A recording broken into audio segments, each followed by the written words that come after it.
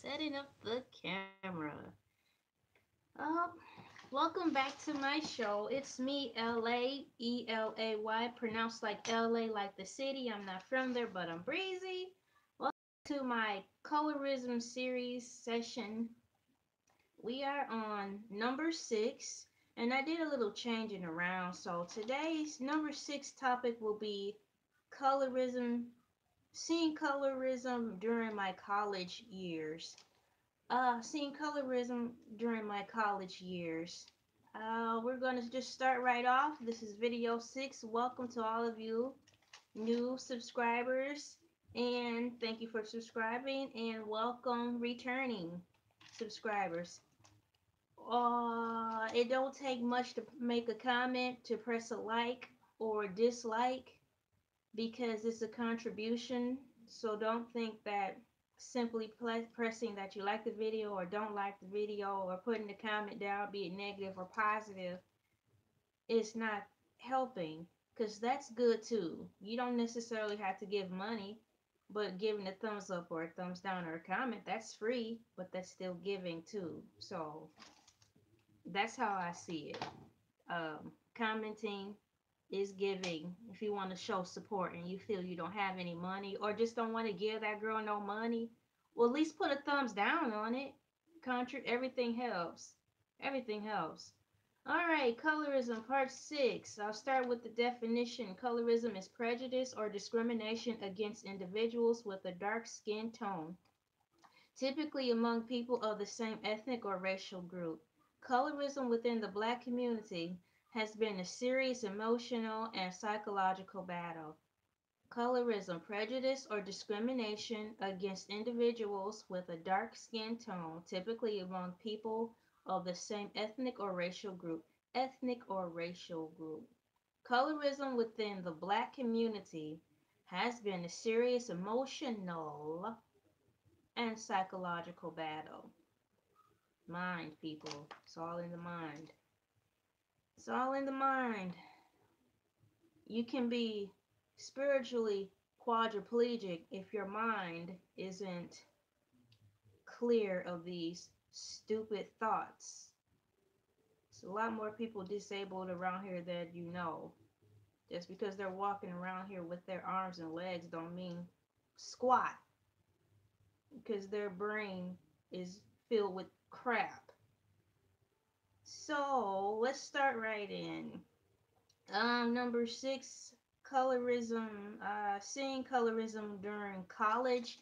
I did go to college, unfortunately,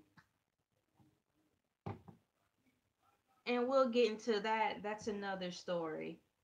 So since I went to college against my desire, unfortunately, it was there too where I did not get a break from hearing all the wonderful joys of having certain skin colors. And since I was in college, apparently we were officially all grown.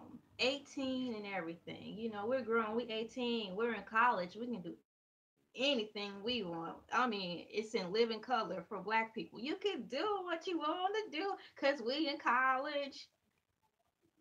And apparently they can say what they want to. Hashtag no filter when you in college, because you are grown. So you can't do what the F you want to do. You know what I'm saying? So I'm in college freshman year. And unfortunately, everything I learned in college was a bunch of crap. And one of the things pertaining to this subject that stuck out the most with me, when I did once again try to give this social mingling another round. I really tried. I did have a select few of girls I hung around. There were 2 of them. They're really nice. Hey y'all, if y'all remember me, if you're watching it. But outside of that, I tried to just mingle with people who were older than me, because I was 18 when I went to college, but of course there were 23-year-olds and higher there. And at our campus, I went to a community college, rolling my effing eyes. So there were people from the university down the road who would come to our college and take classes too, and whatever else they did. But there was one particular time I thought it would be cool. I got invited to sit with a group of people, that my two friends per se sat would sit with, okay? Because usually I wouldn't hang up at the college for when I once I got out, because I had to go to work unfortunately right after college classes are over. But this time I had some time to stick around to see what their social life was after the after studies are over. I finally got to do that. And I didn't like it. Based on it was the same thing. Conversations were weak. We weren't talking about anything. But they were nice, I guess. For the most part, they were. I wouldn't, if they needed a ride, I would have given them a ride.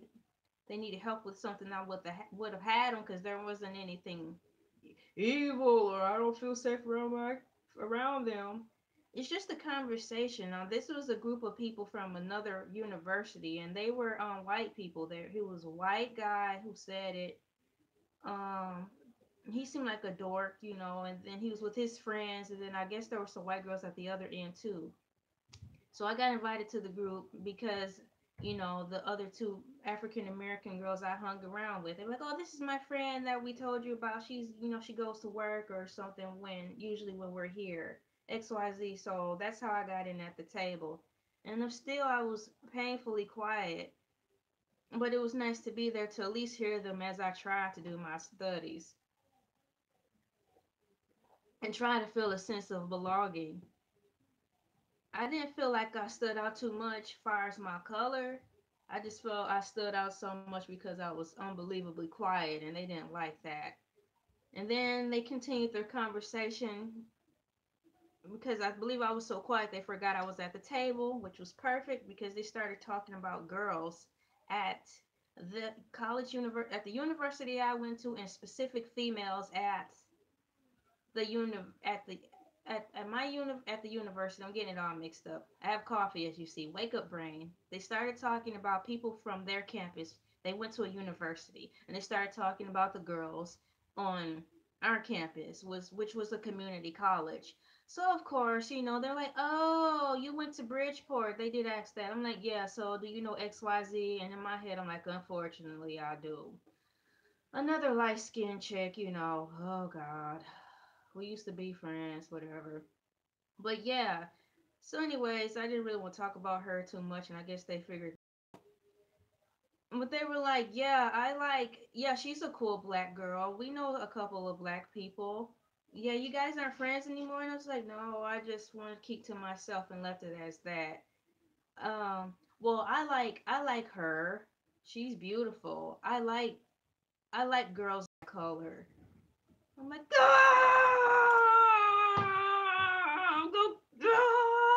would you say that? Can't you say anything? I don't even like the girl.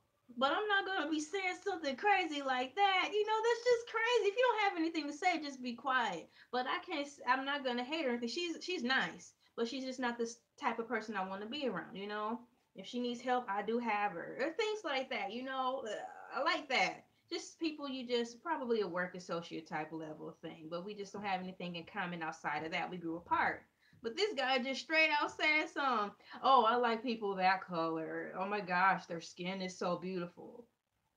And the girl he's referring to, we're the same exact color.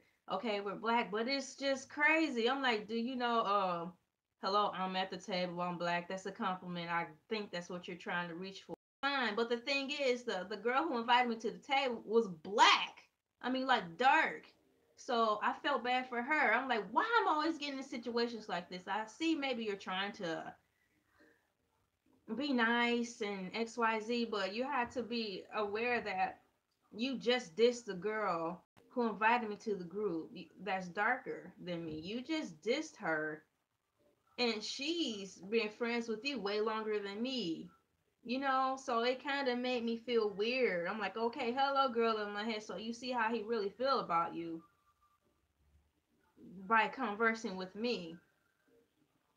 So what is it that you're doing, or what is it that do you have that makes him tolerate you if that's what he rather be around or prefer, and you're really dark? It just made me mad.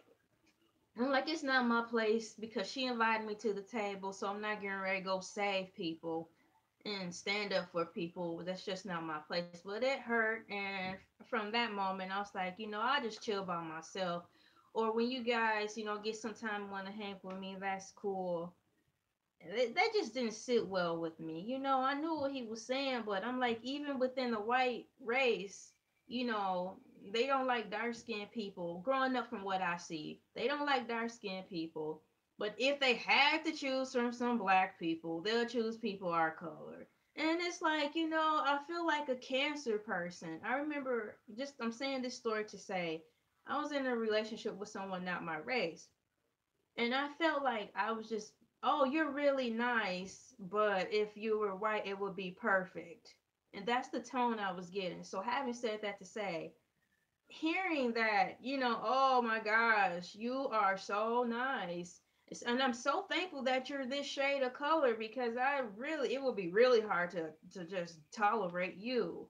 I feel sorry for dark skinned people because it's like, hearing that from this guy from who was older than us from a university say, "Oh, I like people that color. They're so pretty. They're so beautiful." And wow, I feel sorry for the dark skinned girl, and I feel sorry for the white girls at the table. I'm like, isn't that your girlfriend?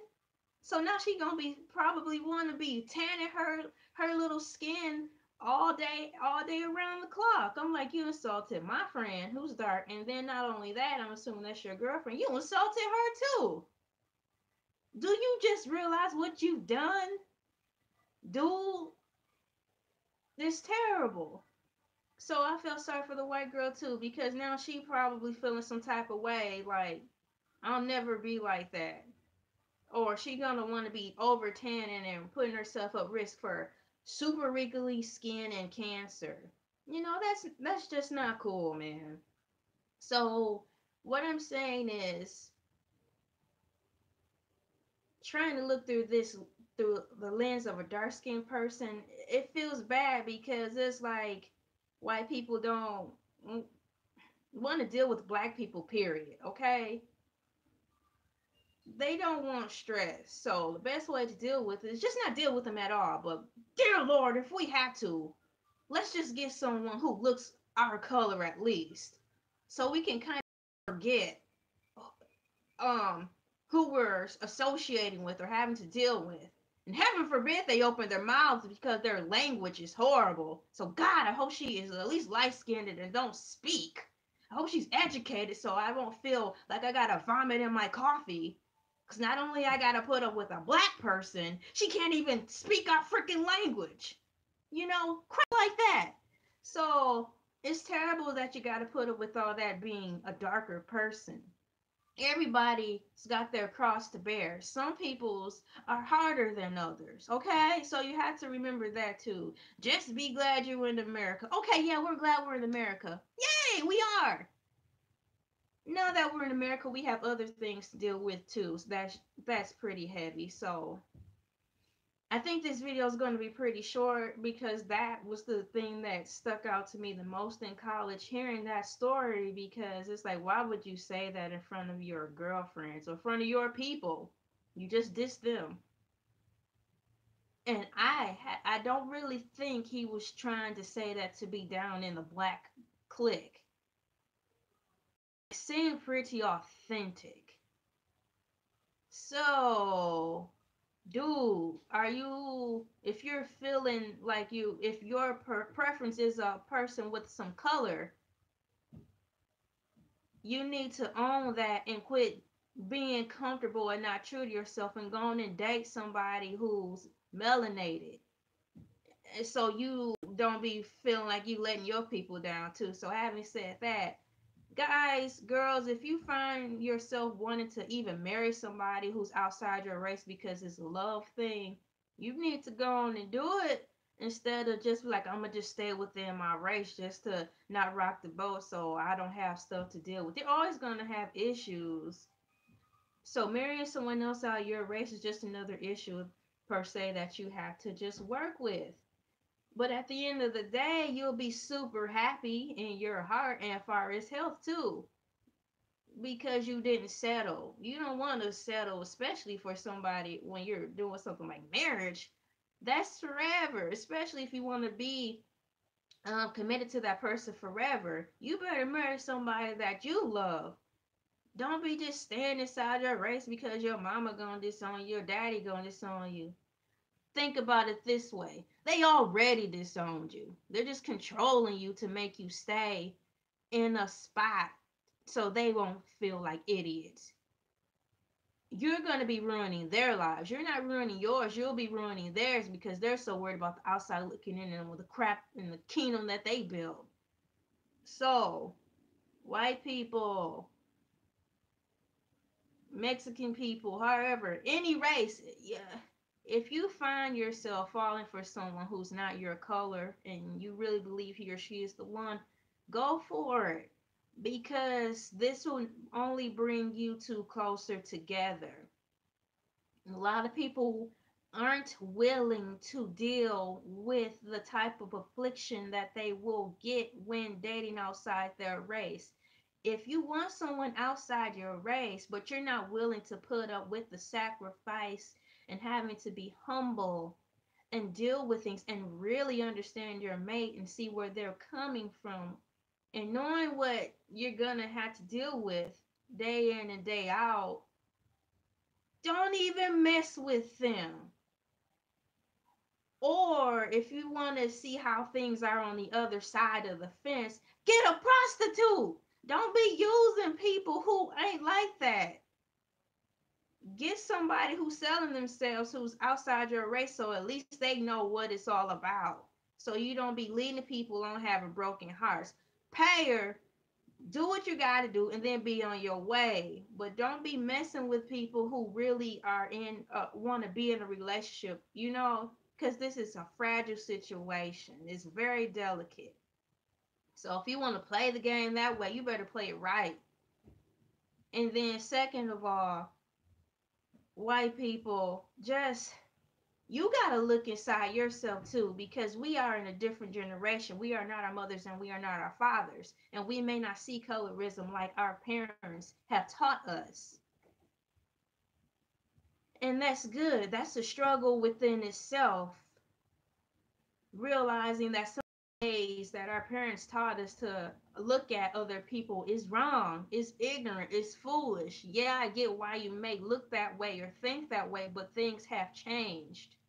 So you have to stand up for yourself too, because if you have kids or plan on having kids, you are going to be that example.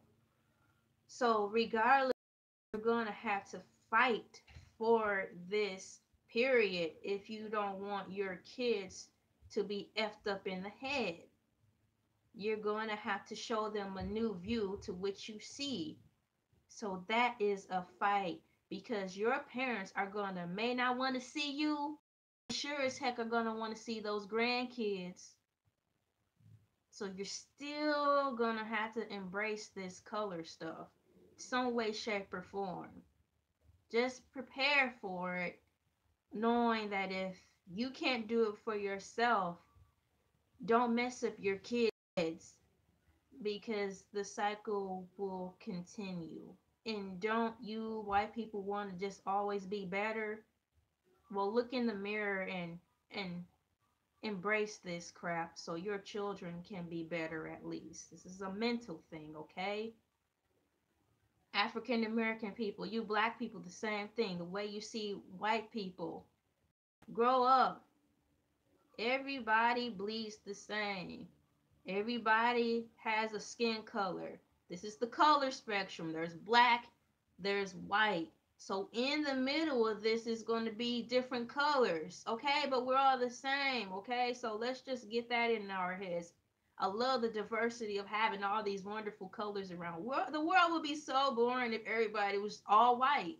It would be. And coming from my point of view, the world would be so boring if everybody was all black. Like, it's got to be something more to this. So I love the mixture. Embrace the mixture. And if you choose to just stay within your own race, that's fine. That's your beliefs. But don't turn your noses up if your son or daughter happen to have different views. Don't disown them just because they may have different views. Because if you disown them, you disown their grandchildren too. Because they may not want to bring their grandchildren around you with an attitude like that. So think about that too. You're going to be dividing a family. You say black people don't stick together as a family, but check if your child marries outside their race, you're disowning them. So that's a separate. So put that in your heads too if white people want to stay together as a unit. Get this colorism crap out of your head, because at the end of the day, it's going to come down to whether you want to support your kid on this or not.